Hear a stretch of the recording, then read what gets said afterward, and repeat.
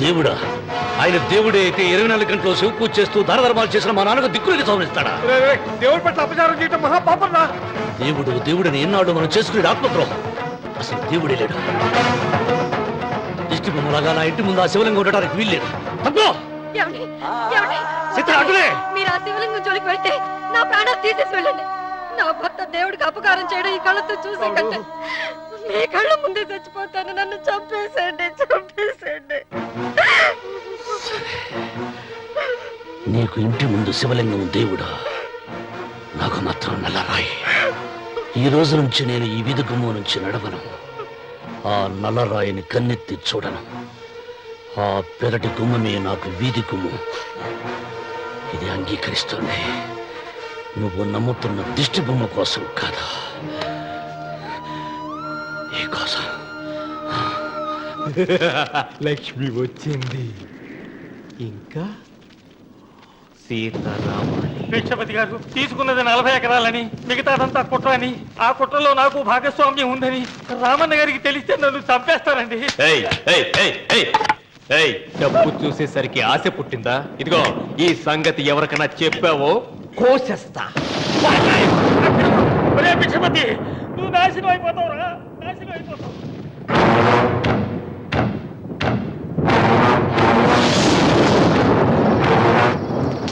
ఇంత రాత్రి పూట ఎక్కడికి వెళ్తావు నాయన? నీకు తెలీదమ్మా, తెల్లారేలోగా ఊరు వదిలి పారిపోకపోతే ఆ భిక్షపతి మనల్ని చంపేస్తాడమ్మా. తొందరగా పద, తొందరగా పద. ఊరుదిలి పారిపోతున్నావా లోకేశ్వరరావు? అది నాకంతా తెలుసు. అయ్యా, అయ్యా, అయ్యా, నీకు ద్రోహం చేశాను, నన్ను క్షమించండి అయ్యా. నేను క్షమిస్తా. మరి భిక్షపతి వదలొద్దు. నీకు ఉపాయం చెబుతా. అన్వర్, నీ ప్రాణాలకు భిక్షపతి మూలంగా ప్రమాదం ఉందని నీ చేతులతో నువ్వే రాసు. నేను కాపాడతాను. దాన్ని జాగ్రత్తగా మడిచి నీ జేబులో పెట్టుకో. అర్థం కాలదా? నీ ప్రాణాలను నా చేతుల్లో పెట్టావుగా. మీ అమ్మను జాగ్రత్తగా ఇంటికి తీసుకుని వెళ్ళు. వెళ్ళు. వస్తాం బాబు. పదమ్మా, పద.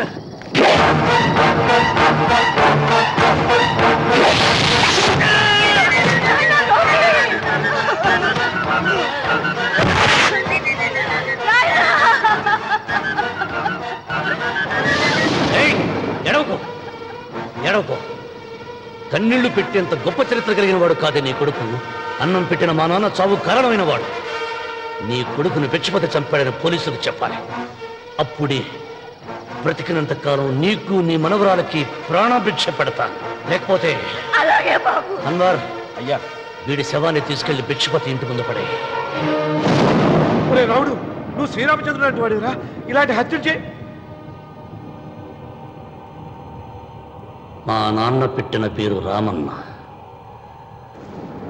కానీ ఈ రోజు నుంచి నా పేరు రావణ. ఆయన మూలంగా దానాలు పొంది, భూదానాలు పొంది, అన్నదానాలు పొంది, ఆయన కన్ను మూసిన రోజు కన్నీటి విట్కోలు చెప్పలేకపోయిన ప్రతి వాడి బ్రతుకు కన్నీటి పాలు చేస్తా.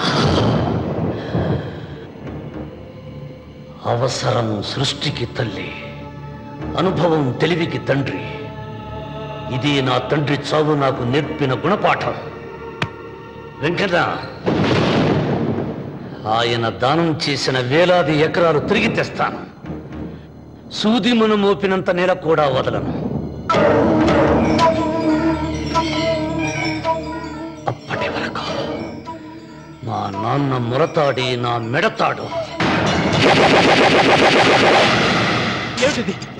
నన్ను ఎందుకు అరెస్ట్ చేస్తున్నారు? లోకేశ్వరను చంపినందుకు అరెస్ట్ చేస్తున్నాం. నేను అతను తప్పుడు పెట్టి అతని స్వహస్తాలతో రాసిన ఉత్తరం. దీనికి అతను తల్లే సాక్ష్యం.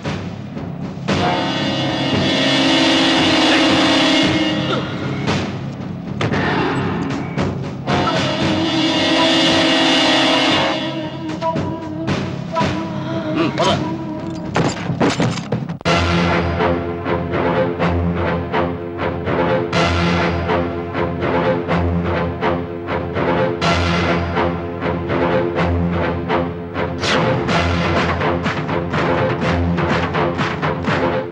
చెయ్యనా తిప్పనా? కృతజ్ఞతే కనరాని జనాలపైన ఎందుకు రాజాలి? కృతజ్ఞతే కనరాని జనాలపైన ఎందుకు రాజాలి? పూజలే అంటే పిరికితనంతో చదివే మంత్రాల, దేవతలంటే ఎవరు చేసిన పూజలు గుర్తులేని రాళ్ళ. పాపం పుణ్యం ఇక నుండి పాదరక్షలుగా తొక్కేసై మంచి మమత మానవత్వమా చించవతలబారై అసాధ్యాలను సాధ్యం చేసే నువ్వే రాయలసీమకు రాజు. రామన్న రామన్న రాయలసీమ రామన్న చౌదరి. రామన్న రామన్న రాయలసీమ రామన్న చౌదరి.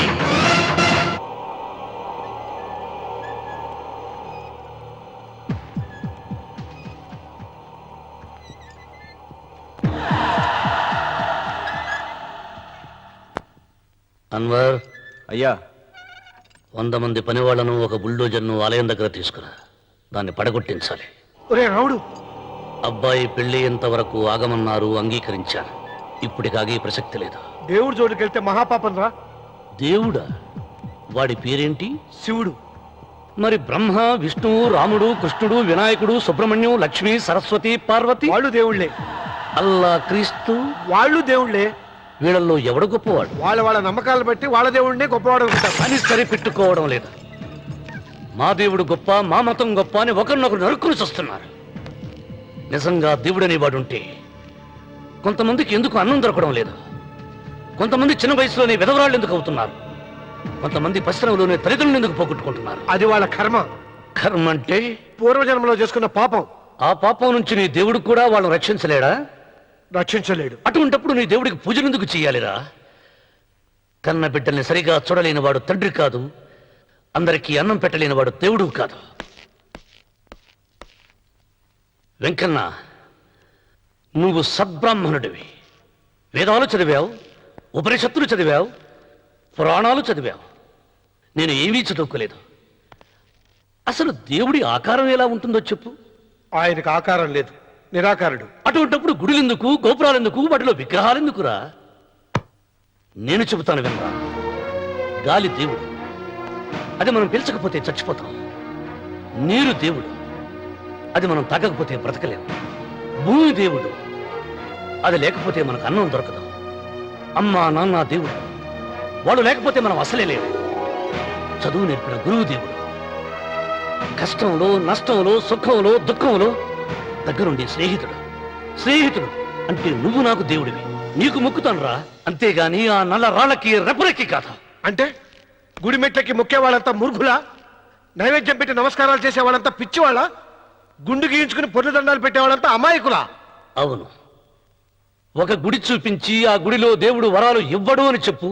ఆ గుడి మెట్లలో ఒక్క మెట్టు కూడా ఎవడో ఎక్కడ.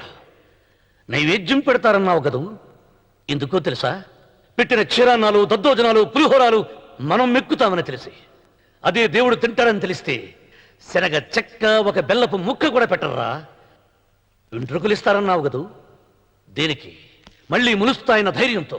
గుండు గుట్టించుకున్నాక జన్మలో ఒక్క వెంట్రుక కూడా మొలవదు అని చెప్పు. ఒక్కడు కూడా గుండు గుట్టించుకోడు. ఒరే రావుడు, గీతలో శ్రీకృష్ణుడు ఏం చెప్పాడో తెలుసా? చిచి! 16,000 మంది గోపికలతో సరసం, 8 మంది పెళ్లాలతో కాపురం చేసిన కృష్ణుడు ఎలా వేల్పు? వాడు చెప్పిన గీత మన తల రాత. వెంకన్న, నా దృష్టిలో భగవంతుని పూజించే వాళ్ళు 2 రకాలు. భయంతో పూజలు చేసేవాళ్ళు, ఆశతో మొక్కేవాళ్ళు. పాపం చేశాం, ఆయనకు దండం పెట్టి చేసిన పాపాన్ని ఏదో ఒక రూపంలో హుండీలో వేసేద్దామనుకునే వాళ్ళు మొదటి రకం. మొక్కితే ఏదో దక్కుతుందని ఆశపడేవాళ్ళు 2వ రకం. నా భూమి నేను సొంతం చేసుకున్నాను కాబట్టి అది పాపం కాదా? భయం లేదు, ఏదో అయిపోవాలనే ఆశ, తపన నాకు లేదా? ఈ రామన్న చౌదరి నిన్న జరిగింది మర్చిపోడు, నేడు జరగాల్సింది వాయిదా వేయడు, రేపటి గురించి ఆలోచించడు.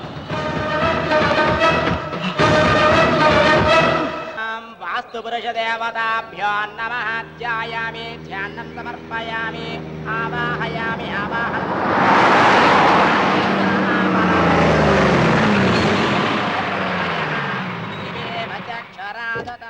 రండి రామన్న చౌదరి గారు, నా పేరు వెంకట్రావు, నేను సివిల్ ఇంజనీర్ని.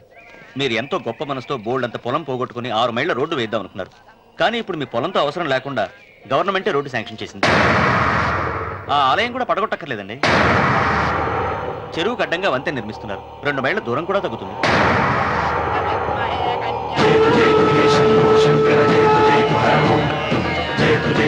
బాధ వేయించడానికి నువ్వే వడివిరా, భగవంతుడే వేయిస్తాడు. అమ్మవారి ఆలయాన్ని నువ్వు తాకలేవు. పూలు వేయండి రామన్న గారు. అయ్యో సంస్మరణాత్మం సంసర్వ ఆయన ఎవరు? జటాధారి స్వాముల వారు. నీకు తల్లిదండ్రులు ఉన్నారా? లేరు, చనిపోయారు. ఫోటో ఉందా? ఉంది.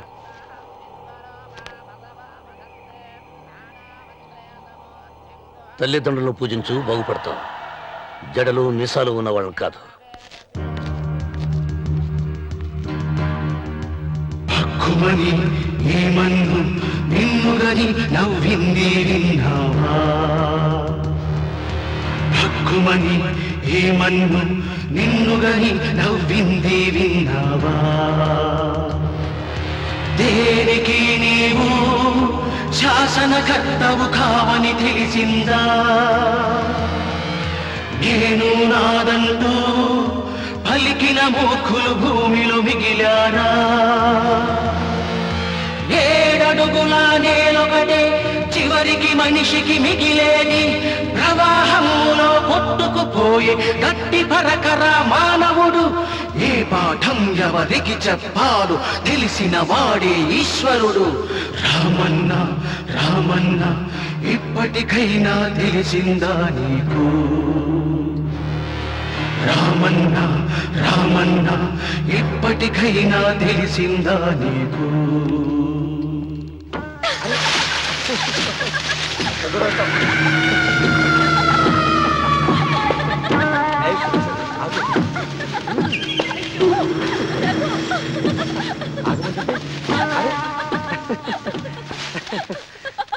అయ్యో రఘు, నా మాట విను. ఏంటి సులోచన ఇది? ఎన్నాళ్ళలో ముట్టుకోకుండా బ్రహ్మచారిలో ఉండమంటావు? అది కాదు రఘు, నా మాట విను. ఏంటి కాదు? ఇంతకీ మన ప్రేమ విషయం మీ నాయనంతో చెప్పావు లేదా?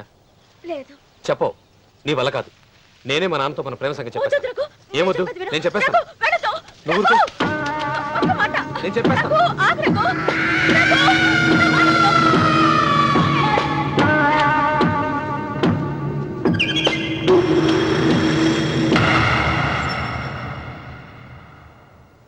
నువ్వా? నేనే. ఎందుకొచ్చావు? నువ్వు మా నాన్నని చెప్పిన రాక్షసుడివి అంటావు. వెంటనే వెళ్ళకపోతే నిన్ను చంపేస్తాను అంటావు కదమ్మా?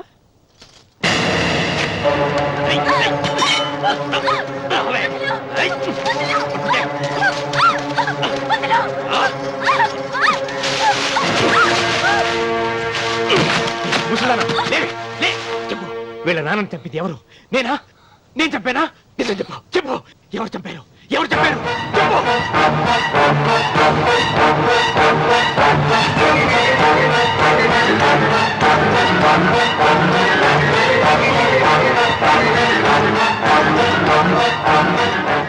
ఎన్నాళ్ళు ఈ నిజం ఎందుకు చెప్పలేదు? నీ ప్రాణం కాపాడడానికి. నీకు నిజం తెలిస్తే నిన్ను చంపేస్తాడేమోనని భయంతో నీకు చెప్పుండదు. పాపానికి ప్రాయశ్చిత్తం కావాలమ్మా. దానికి మార్గం నేను చెప్తాను. మనం ప్రతీకారం తీర్చుకోవాలి. నీకు రఘు దక్కేలా నేను చేస్తాను. నీ తండ్రి చావుకి పగ తీరేలా చేస్తాను. ఆలోచించు.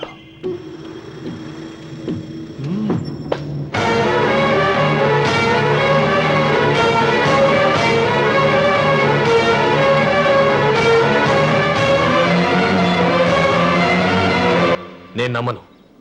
మా నాన్న దేవుడు. మా తాతయ్యకు జరిగిన అన్యాయానికి ప్రతీకారంగా పొలాలు స్వాధీనం చేసుకున్న మాట నిజమే, కానీ హత్యలు చేసే అంత దుర్మార్గుడు కాదు మా నాన్న. అందుకే చెప్పాను, నువ్వు నమ్మలేవు, నన్ను మర్చిపోమని. సులోచన, అదే నిజమైతే మా నాన్న నిలదీసి నిజమేంటో తెలిసాక ఆ ఇల్లు వదిలేసి వచ్చి నేను నిన్ను పెళ్లి చేసుకుంటాను. అది మహాప్రమాదం. మా మధ్యలో మాట్లాడడానికి నువ్వెవడవి? మీ నాన్న చేసిన హత్యకు 14 ఏళ్లు శిక్ష అనుభవించిన వాడిరా. నీకు నా మీద జాలి రావాలి కానీ కోపం వస్తుందేంట్రా? మీ నాన్న మనస్తత్వం నాకు బాగా తెలుసు.